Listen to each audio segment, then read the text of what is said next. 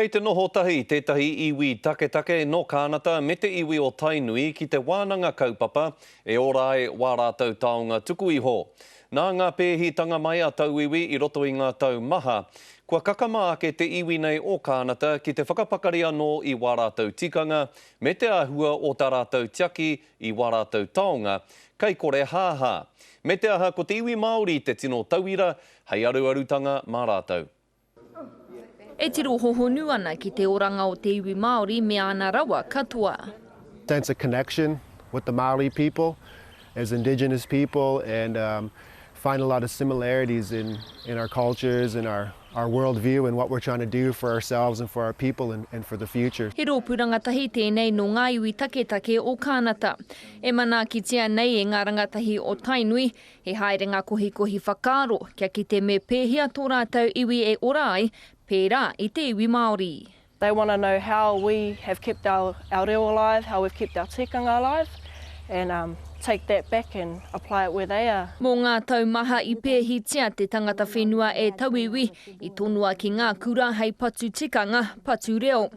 Kua riro mā ngā uri whakaheke o rātou iwi e whakaora anō. So about 100 years of residential school on our kids and our people has really affected us in how we treat ourselves.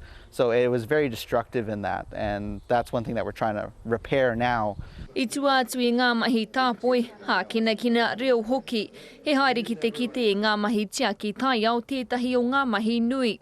Ko whangamarino tēnei ki te tahawa o Waikato, he wāhi e tiaki nāna e te papa atawhai. Rite tonu ngā mahi ki tēnei rohe o tātou, tānoa ki a rātou. Rite tonu, kia whakapakari ai, kia whakapaingia me ki, ngā whenua, ngā awa, ngā tai au katoa. We've experienced many of the same issues with introduced species, you know, rats and squirrels and raccoons and things that have come and they decimate seabird populations, which were popular seabird nesting colonies. Ara noa ngā koranga hei whakahoki atu ki te wā kāinga.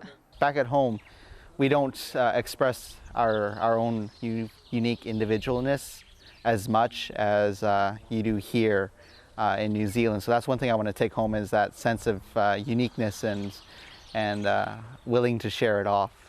Hei te werereira anō ka hoki atu ki kānata me ngā kete ki i ngā taonga hei whakaara anō i tō rātou mana. Irina Smith, Te Karere.